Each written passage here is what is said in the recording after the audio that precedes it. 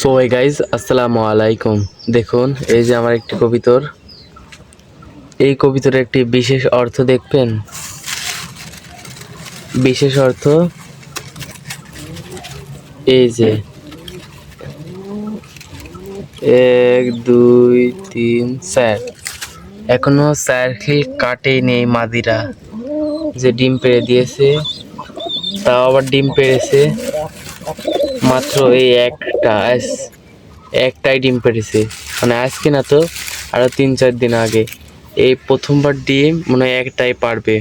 দেখুন এর সাথে কিন্তু কোনো নর জোড়া দেওয়া নাই, কিভাবে যেন একলাই ডিম পারলো, কোনো নর নাই এর সাথে, শুধু একটা মাদি, তাও আবার এখনো সার্কিল বাকি আছে, শুধু একখান ডিম পাড়িছে।